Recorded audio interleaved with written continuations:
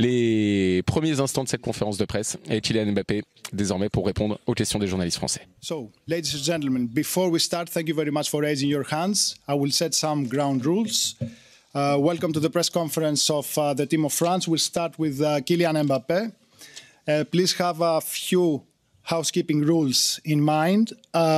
Simultaneous translation is available in English, in German, and of course you have French. Through the Interprefy app, whoever has not downloaded it yet, please do it now.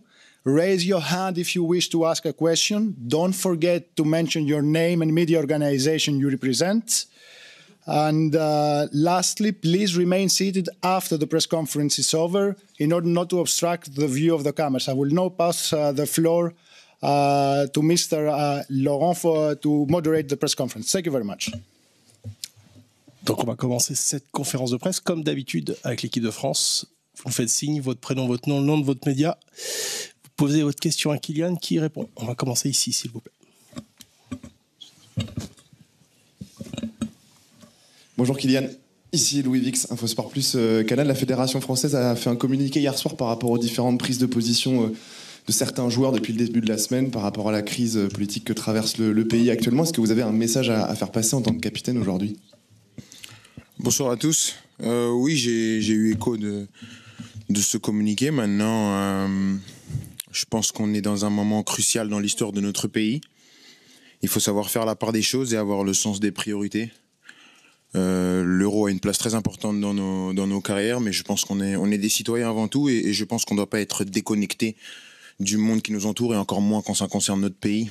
Voilà. On sait qu'on est dans un moment très important de l'histoire de notre pays, une situation inédite. Donc c'est pour ça que j'ai vraiment envie de m'adresser à tout le peuple français et surtout à la jeune génération. Je pense qu'on est une génération qui peut faire la différence.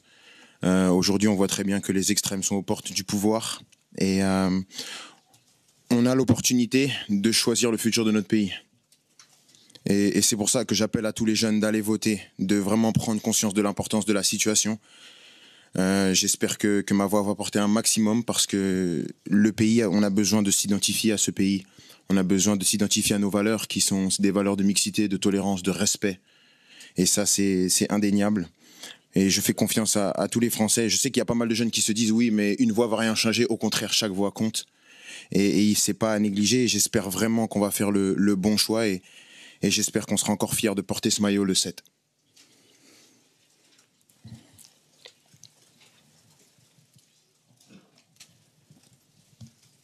Bonjour Kylian, Fabrice Hawkins, RMC Sport. Toujours sur ces législatives-là, Marcus Thuram est allé très loin en appelant notamment à faire barrage au Rassemblement national. Est-ce que, on a entendu l'appel au vote, est-ce que tu le suis sur cette ligne ? Je partage les mêmes valeurs que Marcus. Je parlais de valeurs de mixité, de tolérance, de respect. Bien sûr que je suis avec lui. Pour moi, il n'est pas allé trop loin. Et on a ce qu'on appelle la liberté d'expression. Donc je pense qu'on est toujours dans un pays où il y a la liberté d'expression.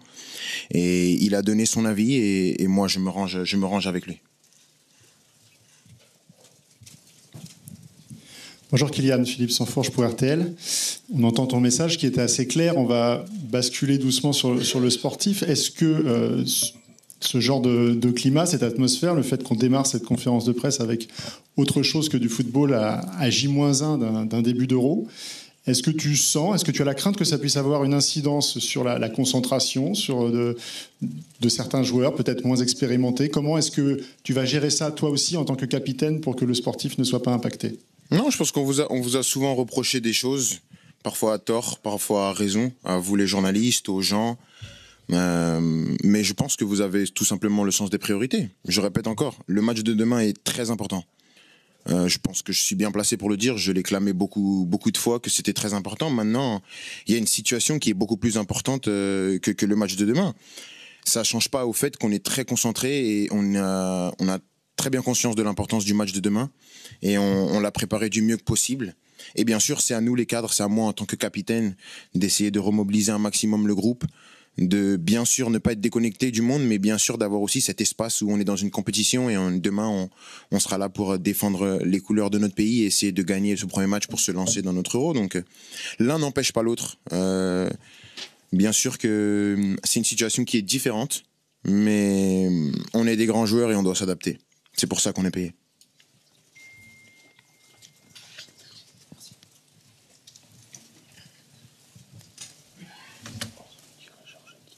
C'est à moi, Raphaël ?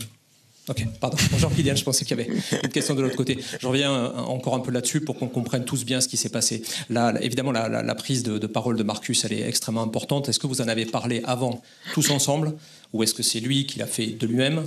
Est-ce que ce message-là, vous souhaitez le porter aussi collectivement d'une manière qui va être concrète ? C'est-à-dire, là, tu parles aujourd'hui, mais est-ce que ça peut donner aussi quelque chose, un texte par écrit ou un engagement peut-être plus collectif et encore plus visible que ce qu'on vient de dire depuis quelques minutes ? Merci. C'est vrai qu'en tant qu'équipe, on a pensé à faire quelque chose. Je pense aussi pour essayer de protéger un peu cette compétition sans être indifférent à la situation. Donc c'est sûr on a beaucoup échangé sur ce qu'on pouvait faire en tant qu'équipe, le message qu'on pouvait donner, un commitment, un statut qu'on pourrait donner en tant qu'équipe. Et c'est sûr que c'est important pour nous, on va le faire en équipe et ça permet de protéger aussi les plus jeunes. Parce que c'est pas parce qu'il y en a ici qui voudront pas s'exprimer ou c'est peut-être qu'ils peuvent pas, qu'ils sachent pas comment s'exprimer. C'est difficile de venir ici et de s'exprimer devant tous les journalistes, tous les gens, de donner une position peut-être sur un domaine qu'ils maîtrisent pas forcément. Et donc c'est pour ça qu'en tant qu'équipe, on veut avoir quelque chose pour protéger aussi ces gars-là, qui vous donnent pas l'impression qu'ils s'en foutent, parce qu'il y a personne qui s'en fout dans l'équipe. On est pleinement conscient de la situation. Maintenant, il y en a qui sont plus amenés à en parler que d'autres, il y en a qui sont plus à l'aise que d'autres. Et le but, c'est de protéger l'ensemble des joueurs et bien sûr protéger aussi l'équipe de France. Mais c'est sûr qu'on y a réfléchi et je pense qu'on va faire quelque chose très bientôt. Bonjour Kylian, Christophe Abel, TF1. Est-ce que, plus léger, est-ce que vous avez souhaité une bonne fête à votre papa ? Et dans le niveau de Kylian Mbappé, vous connaissez votre cœur par cœur. Vous êtes à quel niveau ? Parce qu'on sait que vous avez encore raté un entraînement cette semaine et on a envie de savoir justement comment vous vous sentez, comment vous êtes physiquement. Merci beaucoup. Ouais, j'ai envoyé un message à mon père, mais là il est au match de mon frère à la finale. D'ailleurs, si quelqu'un a le résultat en direct, parce que j'ai regardé la première mi-temps, toujours 2-1. Faut que ça reste comme ça. Donc j'espère qu'il va me répondre après la conf. Ensuite, physiquement, je pense que le plus important, c'est pas forcément physique. Le plus important, c'est mental. Jusqu'où je suis prêt à aller pour gagner. Je suis prêt à tout pour essayer de gagner. Et ça, c'est le plus important. Je préfère avoir la tête que les jambes. Si tu as les deux, c'est le mieux. Et j'espère avoir les deux. Pour l'instant, ce qui est sûr, c'est que j'ai la tête. Et demain, on verra si j'ai aussi les jambes. Donc, le plus important, c'est d'être connecté et d'être pleinement investi dans la mission qu'on a, qui est de gagner ce premier match. Bonjour Kylian, Sébastien Tarago, la chaîne L'équipe. Pardon, je m'éloigne de la fête des papas et de ton état physique. Et je reviens un tout petit peu en arrière pour être tout à fait clair. Est-ce que aujourd'hui la recomposition politique en France fait qu'il y aura moins de choix ? Est-ce que Kylian Mbappé, capitaine de l'équipe de France, appelle à ne surtout pas voter pour le Rassemblement national ? Merci. Kylian Mbappé est contre les extrêmes, contre les idées qui divisent. Comme j'ai dit, on a l'opportunité de choisir le futur de notre pays. Et c'est une tâche qu'il faut souligner, c'est très important. Et je pense que vous en avez pleinement conscience ici, mais peut-être qu'il y a plein de jeunes qui n'en ont pas forcément conscience, pas consciemment, mais inconsciemment, quand on voit le taux d'abstention, que ce soit dans les campagnes, dans les banlieues, partout. C'est pour ça que j'essaye de donner la voix pour vraiment parler à ces gens de ma génération, parce que j'ai été dans cette caractéristique-là, étant plus jeune, de se dire ma voix elle va pas changer. Si, la voix elle va changer, et l'importance et l'urgence de la situation fait qu'aujourd'hui, comme j'ai dit, j'ai envie d'être fier de porter ce maillot le 7. J'ai pas envie de représenter un pays qui correspond pas à mes valeurs, qui correspond pas à nos valeurs, parce que je pense et j'espère qu'on est tous dans le même cas. Donc c'est pour ça qu'il faut pas se cacher. On dit souvent qu'il faut pas mélanger politique et foot. Je suis d'accord quand ça concerne des broutilles, mais quand c'est des situations comme celle-ci, c'est très important. Et c'est plus important, comme j'ai dit, que le match de demain. Et c'est une vérité, et j'espère qu'on m'en voudra pas, parce qu'aujourd'hui, le pays il est dans une situation qui est très importante. Non, parce que c'est des idées qui divisent. Et je suis contre la division. Je suis pour des idées qui rassemblent, et des valeurs qui sont communes, qui sont sur la mixité, le respect et la tolérance.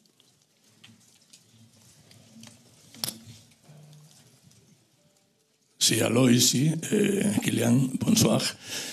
Antonio Ruiz, Cadena Cope España. Je vais te demander un peu de football. Et quand tu vas jouer à la Liga, je veux savoir ce que vous pensez de l'équipe espagnole et si pour toi l'Espagne est un des favorites pour gagner. De la sélection. De la sélection. Oui, c'est une grande équipe. Une équipe qui a démontré hier encore contre la Croatie que c'est une équipe qui va compter. Je pense que même avant le match, on savait que c'est une équipe qui a beaucoup de grands joueurs. Donc c'est une équipe que tout le monde va regarder. Tout le monde a regardé le match hier, tout le monde va regarder les prochains matchs. Et je suis sûr que c'est une équipe qui ira là dans la compétition. J'espère pas trop loin parce que j'espère que nous on gagnera. Mais voilà, je leur souhaite le meilleur. On va prendre une dernière question ici dans la salle avec Baptiste Després du Figaro. Deux petites questions sur ton rôle. C'est une ou deux? Non, c'est deux petites. Okay. Une question sur ton rôle. Ce que Didier attend de toi sur cette compétition, que ce soit devant, que ce soit à gauche, dézonner un petit peu. Est-ce que tu peux nous expliquer ce qu'attend le coach? Et dernière petite chose sur les JO. On est à un mois, Thierry Henry arrête pas de se prendre des refus à droite à gauche. Est-ce que tu peux nous dire officiellement que toi tu participeras pas aux JO ou si tu y participeras? Merci. Sur mon rôle, j'ai eu une discussion avec le coach quand je suis arrivé à la sélection. On a discuté, il voulait me voir pour parler de tactique et il m'a dit que je pouvais évoluer à plusieurs postes durant la compétition, qu'il fallait que je me tienne prêt. Je lui ai dit que dans ma carrière j'ai joué 3 postes de devant et que j'étais performant dans les 3, donc c'est pas un problème. La vérité c'est que je suis prêt n'importe où il va me mettre. Comme j'ai dit avant, quand on m'a posé la question, mentalement je suis prêt à tout donner pour cette équipe. Donc que ce soit devant, que ce soit à gauche, que ce soit du moment que c'est pas sur le banc, le reste je vais m'adapter. Et pour les JO, mon club a une position qui était très claire. Donc à partir de ce moment-là, je pense que je participerai pas au jeu. C'est une vérité. C'est comme ça. En même temps, je comprends aussi. J'arrive dans une nouvelle équipe. Arriver dans une nouvelle équipe en septembre, voilà. C'est pas le meilleur des débuts d'aventure. Maintenant, je pense que je vais souhaiter le meilleur à cette équipe de France. Je vais regarder tous les matchs, bien sûr, en tant que supporter. Ça changera. Je suis acteur, maintenant je serai spectateur. Et j'espère qu'ils vont nous ramener la médaille d'or. Merci Kylian. Merci. On va enchaîner dans 2-3 minutes avec Didier Deschamps. Je vais chercher le coach et je reviens. Ouais. Merci beaucoup, au revoir.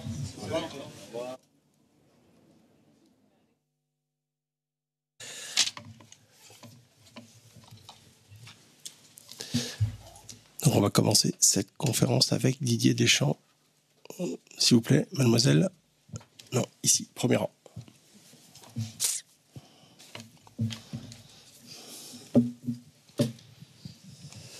Bonjour. Bonjour. Grégory Schneider, Libération.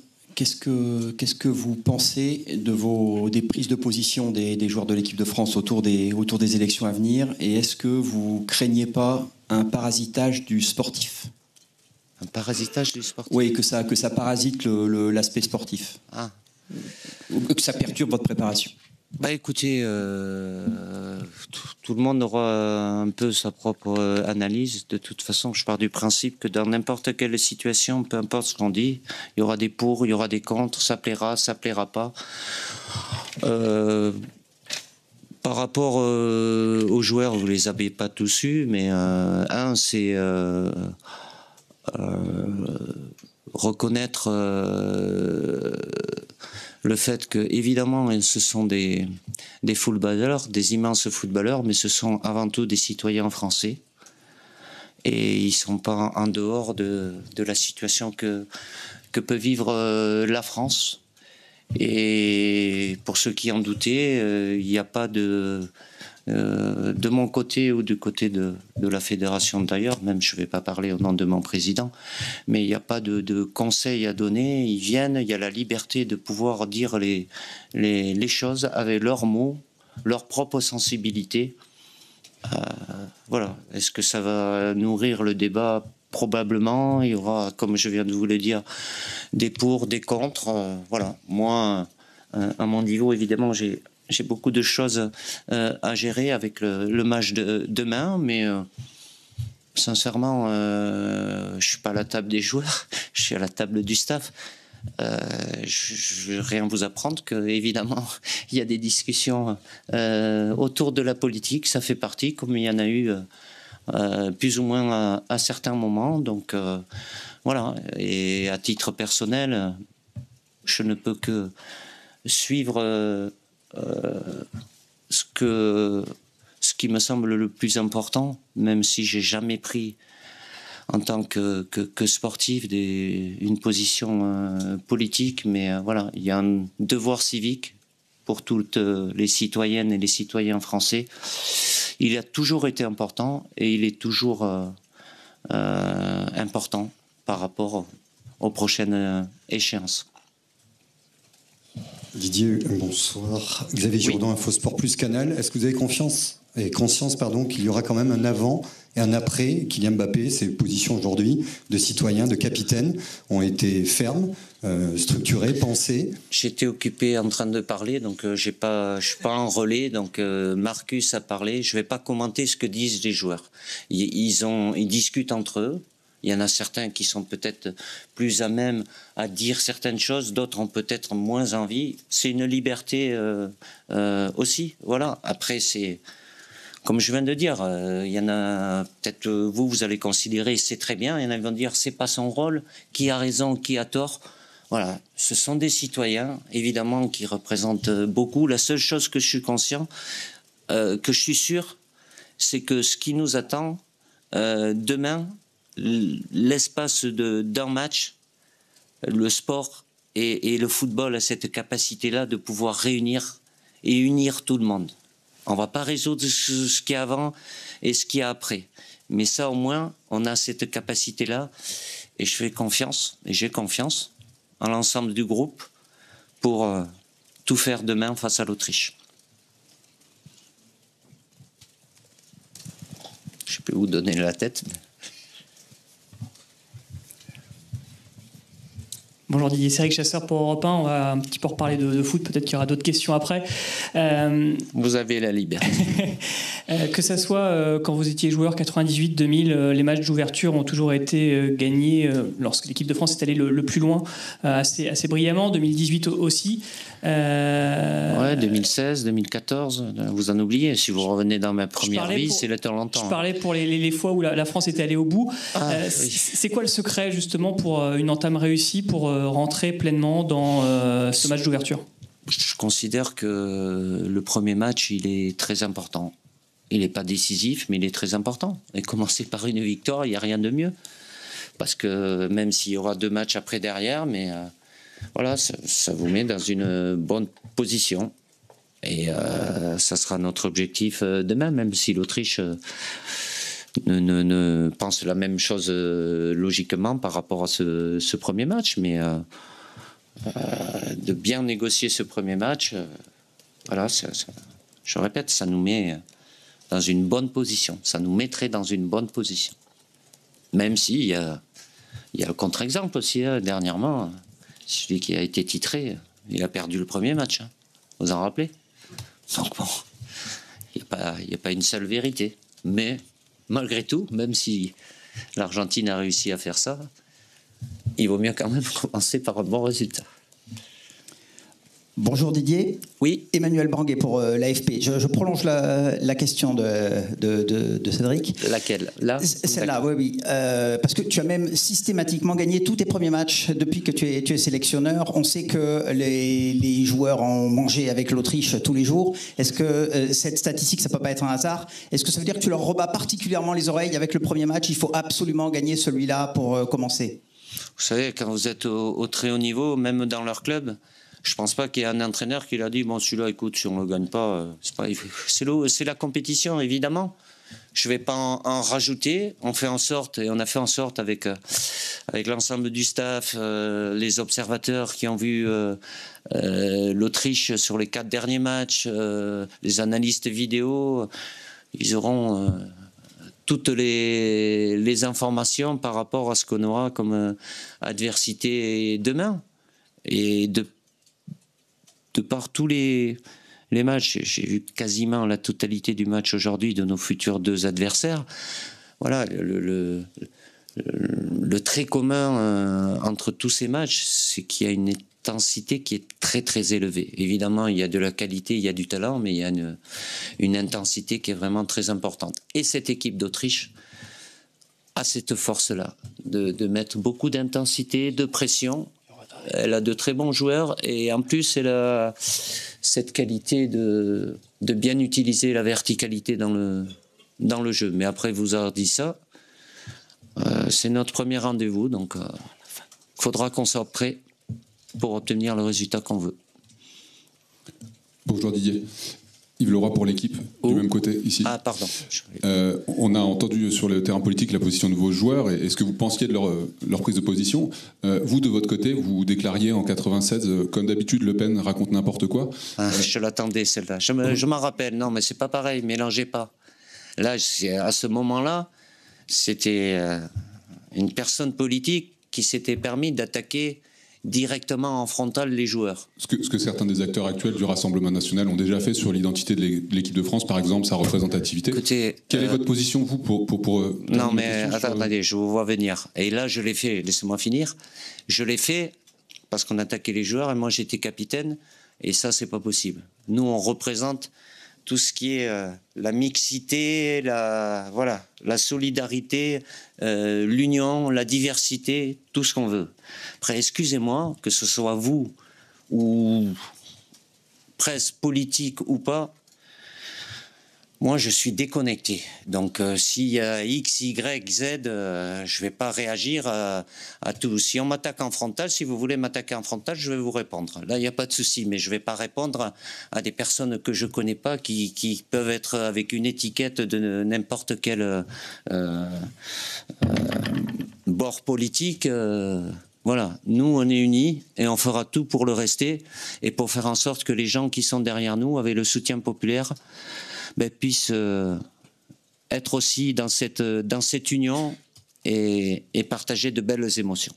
Est-ce que vous avez un message, un appel à passer, comme certains de vos joueurs l'ont fait ou pas, en tant que Didier Deschamps, en tant que sélectionneur ou en tant que citoyen? Je suis sélectionneur, c'est citoyen. Si vous voulez me voir après l'Euro, je vous parlerai peut-être. Là, je suis sélectionneur. J'ai une position que j'ai toujours eue, mis à part, et c'est pas mis à part parce que c'était une situation bien ponctuelle, parce que j'étais joueur et c'était une attaque directe. Mais je ne vais pas faire de parallèle. Est-ce que c'est ce qui a amené certains des joueurs aujourd'hui de pouvoir réagir? Moi, je ne suis pas dans les réseaux sociaux, j'y suis pas, vous ne m'y verrez pas. D'ailleurs, si vous voyez un compte officiel, il n'est pas officiel, c'est pas moi, c'est un faux.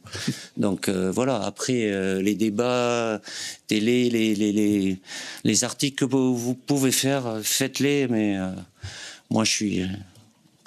et Raphaël le sait, je ne suis pas là-dedans, quoi. Moi, je suis dans... Mais je sais ce qui se passe quand même dans notre pays, bien évidemment. Et notre match est important et la situation dans notre pays, elle est aussi, si ce n'est plus importante. Hello, Didier. Oui. Walid Al-Hadidi from Blinks. We always notice a familiar and funny atmosphere in France camps. Do you think this is the big secret behind the performance of good performance with the team, with you as a coach? And the last scene proved it when Marcus Thuram said, joking, he is more handsome than Kylian Mbappé. And we need compris, ça m'arrange. Your opinion is the most important. C'est pas traduit quand je réponds. L'esprit de famille de l'équipe. Ah, ça va. Et Marcus a dit qu'il était beaucoup plus beau que Kylian. Est-ce que tu confirmes? Ah, d'accord, plus beau. Esprit de famille, on est dans de la très haute compétition, bien évidemment, et on sera jugé par rapport à la vérité du terrain, mais comme dans toute grande compétition, même si la période qui précède est de plus en plus courte, c'est une aventure humaine.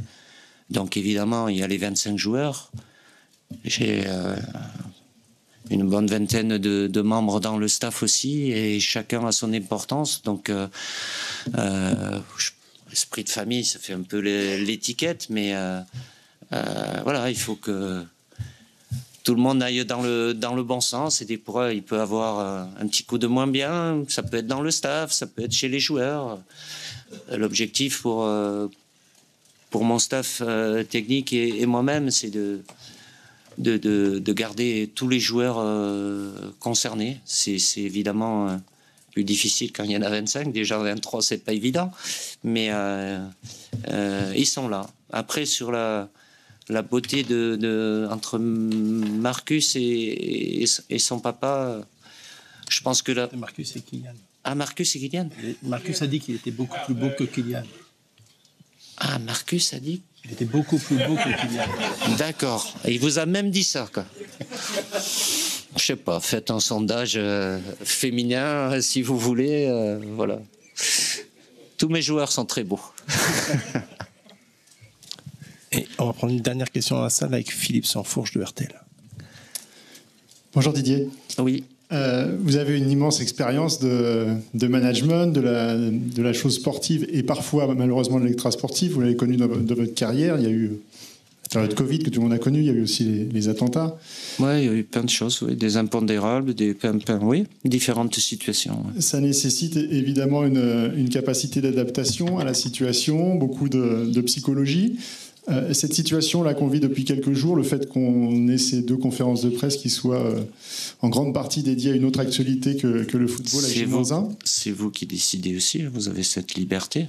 Donc, comment vous le gérez? Comment est-ce que vous sentez non, votre y a groupe pas... Et est-ce qu'il y a nécessité d'intervenir auprès de certains joueurs, peut-être, pour que la concentration reste optimale? Si j'ai à intervenir et à dire quelque chose, je considère que mon intervention est déplacée. Mais à partir du moment où le groupe est concentré, fait les choses, ils peuvent avoir des discussions. Je vais vous donner l'exemple. Si, pourquoi pas? J'aurais pu dire, bon, vu la situation, les gars, vous avez la liberté, mais c'est bien que vous restiez concentrés sur le sportif. Vous savez comment ça va être traduit?